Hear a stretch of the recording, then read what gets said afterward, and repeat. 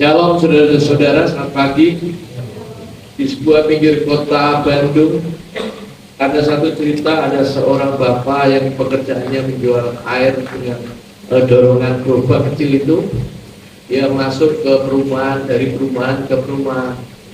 Tapi ketika dia sudah bertahun-tahun kerja seperti itu menjual air, dan dia mulai ambil kesimpulan, kenapa saya masuk perumahan yang satu ini? Sangat senang, sangat bahagia. Karena apa? Karena ketika masuk di perumahan yang satu ini, sama-sama airnya dijual habis. Tapi dia pulang, semua penduduknya itu ramah-ramah. Ada pulang kasih baju, tas, ada pulang kasih makanan, pulang kasih apa. Dia merasa nyaman dan dia berpikir perumahannya ini sungguh luar biasa. Kenapa bisa seperti ini? Perumahan yang satu itu dia tidak memberi komentar. Yang ini yang bagus. Akhirnya dia ketemu seseorang hamba Tuhan dan bercakap-cakap. Maka penjual air ini mengatakan, saya mau jadi orang Kristen. Lalu dia jadilah orang Kristen, percaya dan semua di pemahaman Alkitab dan lain-lain yang bagus. Berbulan-bulan dia masih bekerja menjual air di perumahan-perumahan itu. Tapi dia berpikir, perumahan yang satu ini yang tadi membuat saya senang, membuat saya bahagia, kalau pulang saya selalu puas. Kenapa setelah saya menjadi orang Kristen, hasilnya sama saja tidak berubah? Yang dulu yang saya dapat, sama sekarang yang saya dapat. Saudara, pada pagi hari yang indah ini, saya ingin mengajak saudara-saudara berpikir, menjadi orang Kristen bukan untuk dipuaskan oleh manusia, tapi menjadi orang Kristen adalah untuk iman saudara dan saya bertumbuh. Orang Kristen itu adalah orang yang punya iman. Ketika dia menerima Yesus juru selamat, dia menerima Yesus sebagai juru selamatnya, maka dikatakan dia punya iman Kristus. Iman ini yang menentukan orang ini berhasil hidup atau tidak. Kalau mati ya tidak matilah, tetapi hidup yang bertumbuh, iman yang bertumbuh. Kalau ini tidak bertumbuh, dia begitu-begitu saja hidupnya.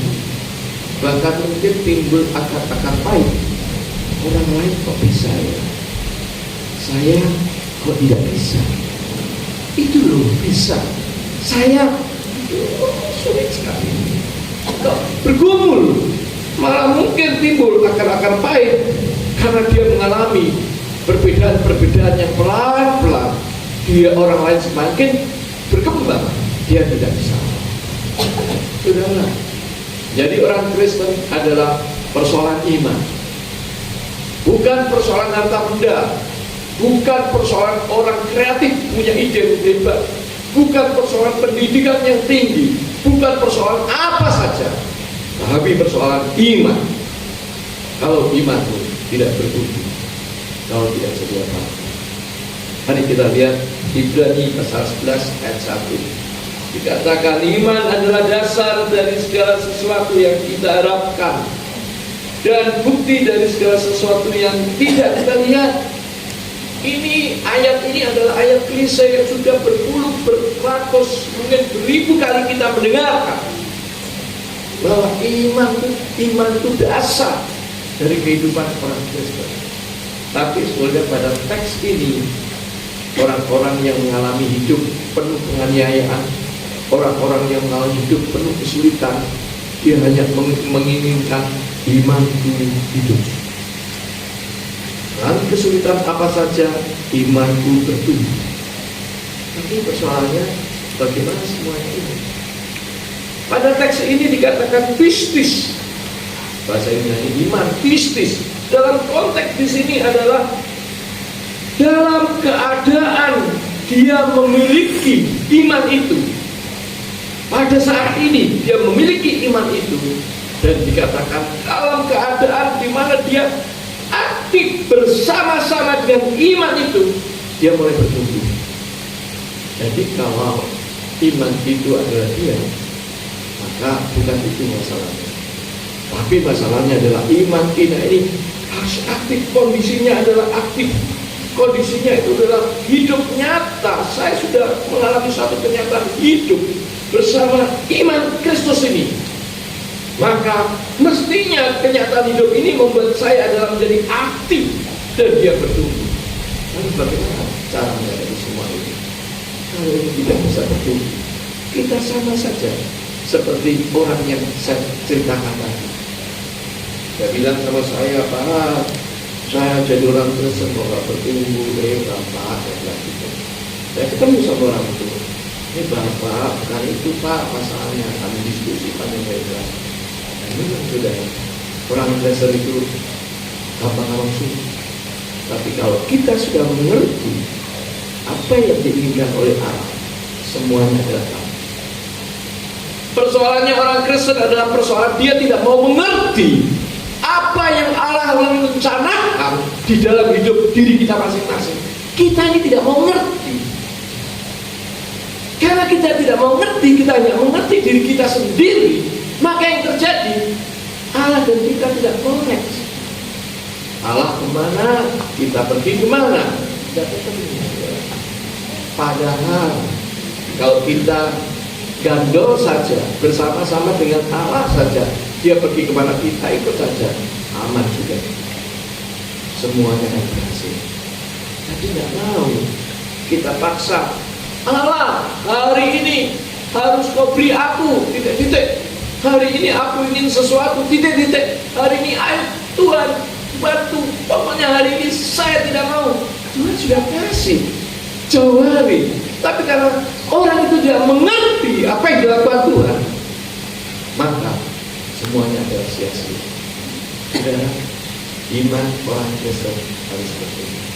Maka bagaimana cara pertumbuhan ini? Kita lihat Yakobus pasal 2 ayat 14 sampai 26. Yakobus pasal 2 ayat 14 sampai 26. Dikatakan yang pertama adalah iman. Iman ini adalah satu kepercayaan. Iman ini adalah satu ketetapan hati. Iman itu adalah suatu keteguhan batin kita. Iman ini adalah satu ukuran yang menentukan saya ini melakukan sesuatu benar atau salah. Jadi iman ini adalah sesuatu yang luar biasa. Pistis ini bukan sekedar kata pistis, tetapi dia adalah satu komitmen, satu prinsip yang di dalam hidup manusia yang mempunyai iman bersama-sama atau terhadap atau kepada Kristus. Jadi kalau kita tidak mengerti iman itu sendiri, bukan iman yang kemarin baru tabrakan meninggal, saudara. Kalau iman yang kemarin baru curi pisang mati dibunuh orang, bukan itu. Ini iman. Iman sesuatu keyakinan yang di dalam diri kita. Iman yang sesuatu yang ada, benar-benar ada di dalam diri kita yang menggerakkan hidup kita ini. Sehingga kita mau pergi kemana, iman ini yang menguatkan saya. Iman ini yang menyatukan saya. Iman ini yang menuntun saya. Iman ini yang menguatkan hidup saya. Nah, saudara-saudara, ini bukan satu kata sekedar kata iman, tetapi prinsip dalam hidup. Seringkali ada cerita, kalau kamu orang Kristen tidak boleh kawin lagi ya, kecuali salah satu meninggal pasangan. Itu ajaran Alkitab. Tapi diam-diam dia punya 2, punya 3, punya 4, gak tahu kemana cerita. Saudara, seringkali kita ini tidak mengerti. Kita memang orang Kristen, tapi seringkali kita tidak mengerti apa sebetulnya kekuatan iman itu, apa sebetulnya kehebatan iman itu. Kalau kita pegang iman itu, kehidupan kita akan tambah kuat. Suatu hari saya ketemu seorang di Gunung Kawi. Saya teliti, saya lagi ada penelitian di sana. orang kaya ya, dia lagi lari sama bodyguardnya juga. Lalu saya ikut lari pagi, saya ngobrol, lu, dia tanya, Bapak di gereja mana? Saya tanya, Bapak di gereja mana? Dulu saya di gereja itu. Ya Bapak itu bilang itu, lagi lari sambil jalan. Tapi suatu hari waktu saya sakit, lalu ada pendetanya datang dan dia tidak tanya sakit saya apa atau bagaimana. Tiba-tiba dia bilang, nah Bapak sakit itu karena perpuluhannya belum kasih Tuhan. Nah, orang itu. Padahal kalau orang kaya ekspor-impornya. Akhirnya mana dia? Dia tidak mau lagi ke gereja. Dia seberang ke agama lain dan dia melakukan hal yang lain. Sudah sering sekali kita melakukan sesuatu sungguh yang tidak sesuai dengan keinginan iman itu. Bagi seorang Kristen yang punya iman, maka dia akan mengerti apa sesungguhnya. Dikatakan sebetulnya Yakobus 2 ayat 14 sampai 26 mengatakan pertama ayat 1a, 1b, 1a, ayat 14, ayat 17, ayat 26, ayat 20 juga 4 ayat mengatakan sederhana. Saya bacakan poin-poinnya. Ayat 14, ia mempunyai iman padahal dia tidak mempunyai perbuatan. Apakah iman itu hidup? Ayat 17, jika iman itu tidak disertai perbuatan, maka iman itu pada hakikatnya adalah mati. Ayat 20, iman tanpa perbuatan adalah iman yang kosong. Ayat 26, tubuh tanpa roh adalah mati. Demikian juga iman tanpa perbuatan adalah mati. Muncul 5 kata mati. Mati itu ekros.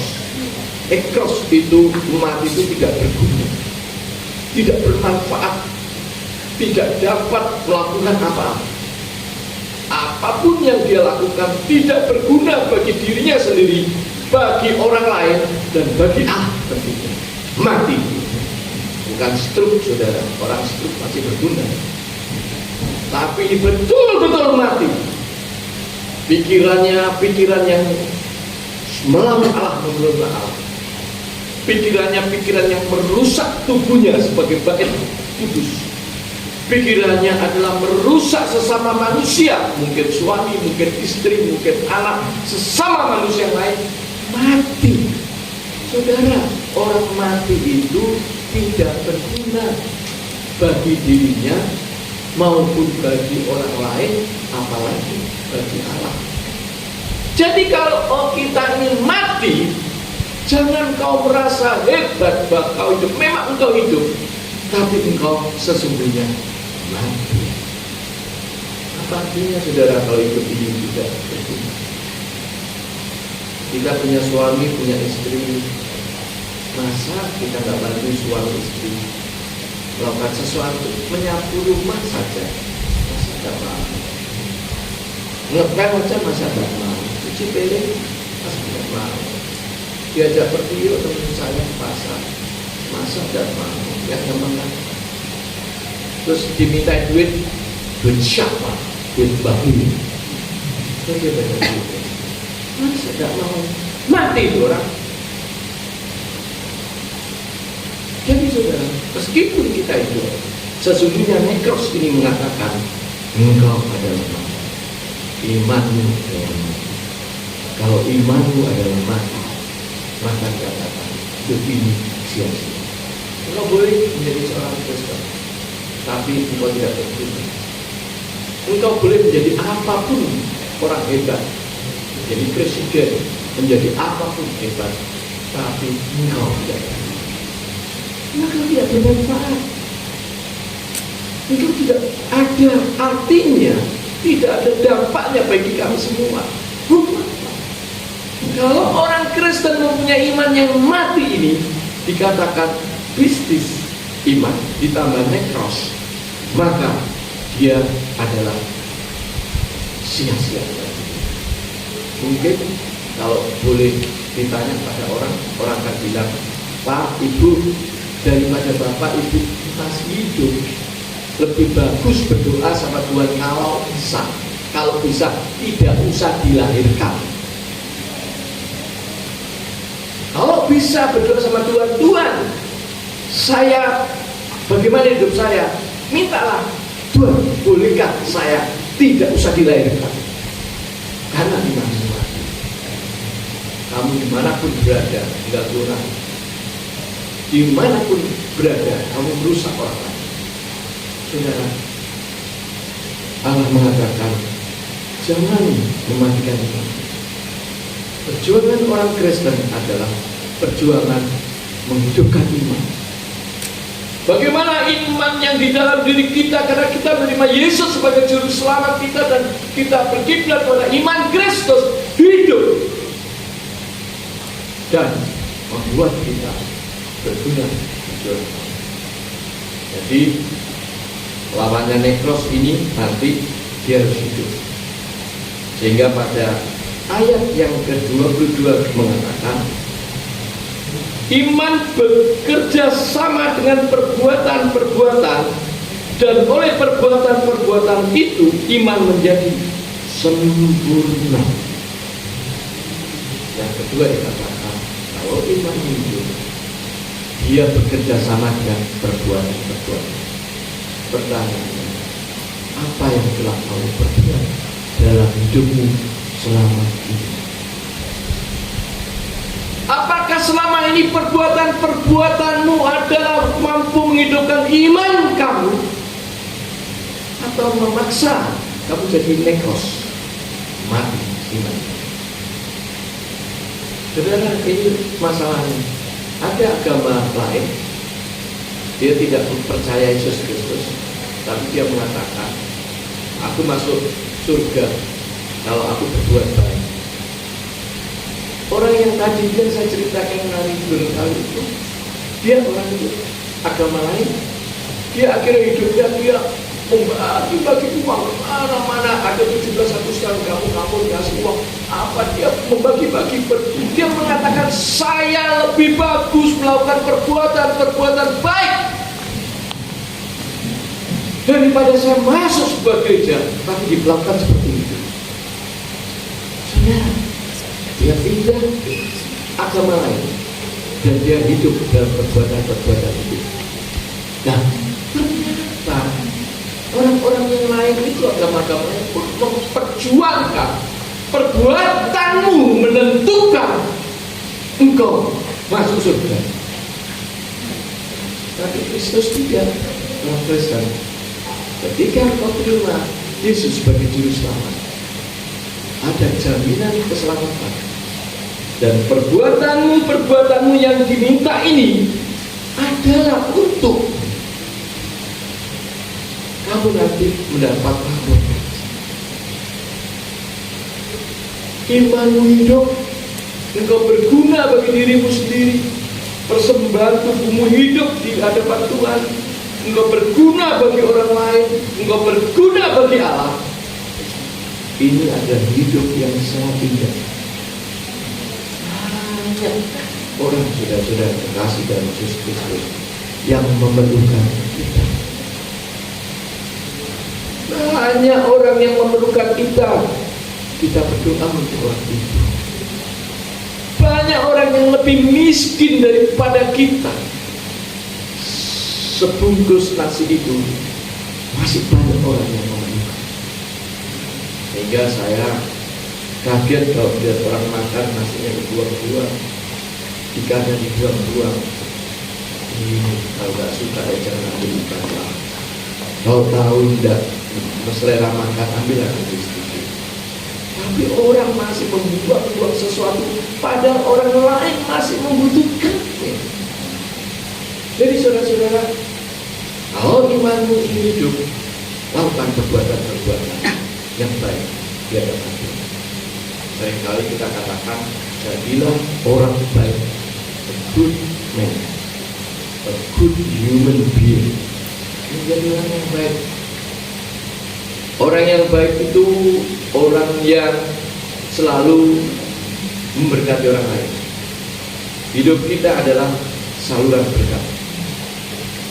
Karena Allah telah memberkati saya, karena Allah telah memampukan saya, maka waktunya saya harus menjadi saluran berkat bagi orang yang memerlukan. Baik kita doakan orang itu, baik orang itu kita tuntut menuju satu yang tepat, orang itu membutuhkan pekerjaan, kita tahu di situ ada tempat kerja yang cocok, kenapa nggak kita tuntut tunjukkan tempat orang itu. Orang itu memerlukan sesuatu, di rumah saya masih ada pakaian-pakaian yang terpakai, masih layak, boleh dipakai, boleh diambil. Kita saja tidak pakai. Saya punya seorang paman, saudara. Satu hari waktu pertama kali komputer itu ada, warnanya kan hijau, warnanya hijau. Dia belikan anaknya yang harganya mahal pada waktu itu. Tahun demi tahun telah berlalu, saya sudah bilang, paman itu jual itu komputer, ada harganya sudah. Jangan, saya belinya mahal. Sekarang sudah tidak dipakai oleh anak saya. Jual itu tidak kepake itu. Ini kan masih bisa dipakai sebetulnya. Tapi sekarang kan seri yang terbaru sudah mulai datang. Jangan, nanti aja kalau saya perlu uang saya jual. Sekarang saya tidak perlu uang. Saya kasih tahu nama. Sekian tahun kemudian telepon ke saya. Saya perlu uang mau jual komputer. Itu komputer cuma harga 25.000. Kau perlu uang siapa? Saya dulu beli uang sekian. Dan saya ngomong gitu. Coba kalau waktu itu dijual atau dikasihkan orang lain. Tapi tidak ada orang lain. Sekarang harganya 25.000. Padahal dia belinya mahal. Saya diomelin. Masa kamu 25.000 itu sudah nggak kepake. Saya ajak, kita pergi. Saya tunjukkan. Dia bengong. Dia mengalami penyesalan yang luar biasa. Saudara, marilah kita berpikiran sehat. Jangan menyimpan sesuatu yang dilakukan paman saya dan akhirnya dia tidak bermanfaat. Padahal itu bagus pada waktu itu. Sehingga marilah kita melatih diri untuk berbuat baik. Perbuatan-perbuatan ini dinilai akan iman kita menjadi bertumbuh karena perbuatan-perbuatan ini. Yuk, mulai sekarang yuk kita saling menolong orang, saling mendoakan, saling menolong orang. Satu hari saya pergi ke KW. Saya pergi dengan satu pimpinan di pemerintah keagamaan. Kami berdua pergi. Saya sebulan. Saudara, KW itu Amerika, meskipun dia pinggir. Sama budayanya. Kalau barang-barang bekas yang sudah nggak dipakai, dia buang di depan rumah. Barang-barang yang sudah dipakai, dia itu rumahnya kecil. Ada yang besar sih, tapi rata-rata mereka tidak mau nyimpen barang.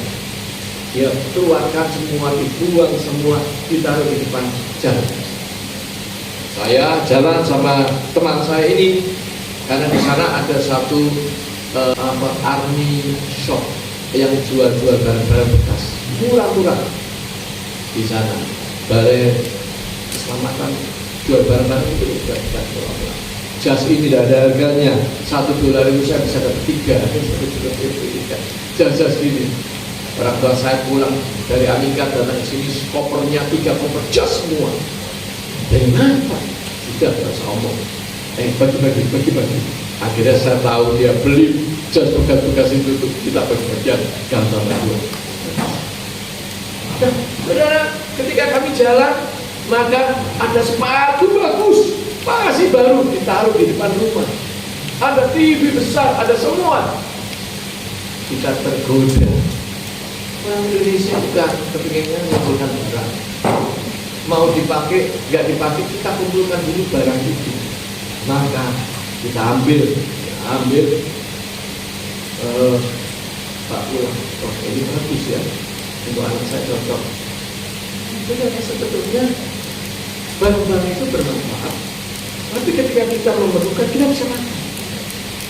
Di Singapura ada suatu kebiasaan, ada suatu tempat membuang pakaian-pakaian bekas dan laptop bekas. Jadi nanti kalau ada orang yang membutuhkan, datang ke sana tinggal ambil dan tinggal makan.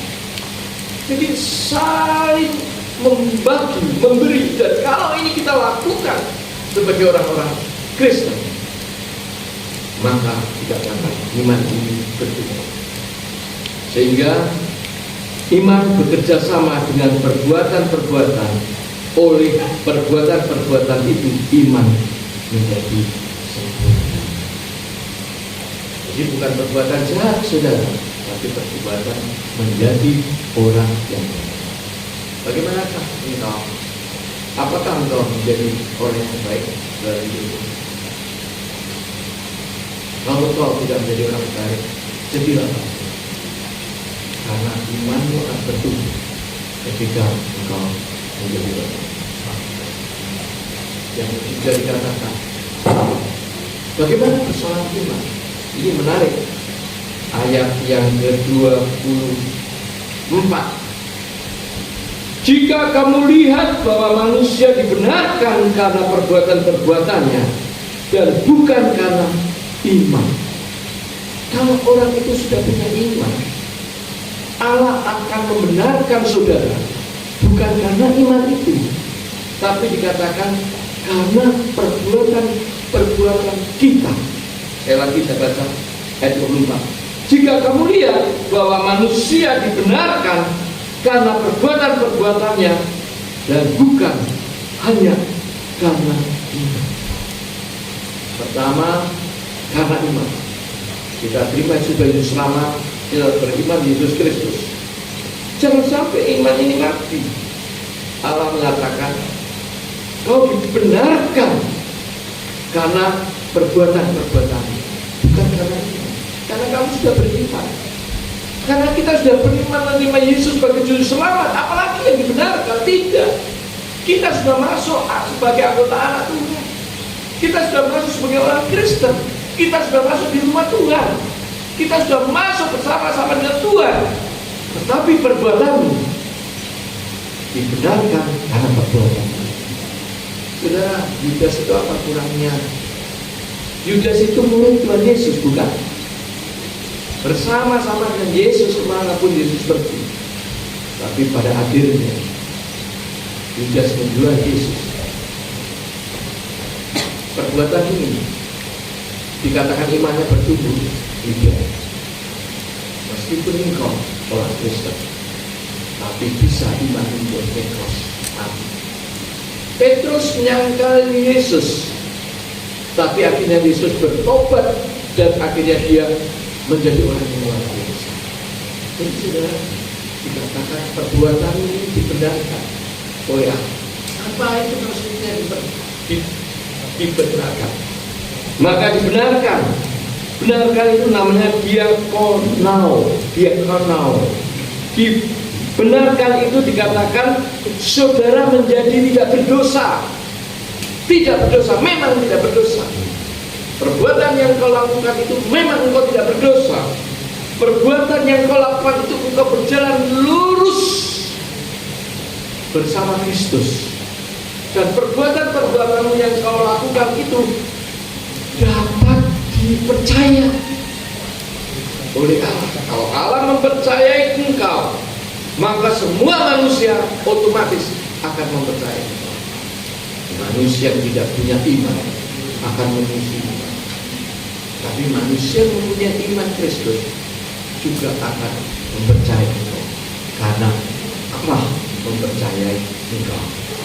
Maka dikatakan perbuatan-perbuatan ini dibenarkan.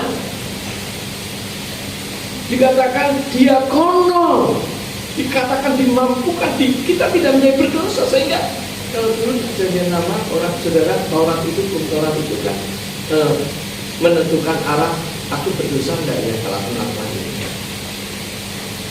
Sekarang di perjanjian baru, aku berdosa enggak melakukan ini. Ini dikatakan perbuatan dibenarkan oleh Allah. Jadi imanmu yang hidup itu, ketika engkau menjadi orang yang baik di hadapan Tuhan dan engkau lurus dan dapat dipercaya, dan kau dibenarkan apa yang kau lakukan, tidak berdosa. Ayo kita cerita, saudara pergi ke gereja ini dibenarkan Allah atau disalahkan Allah? Dibilang berdosa atau tidak?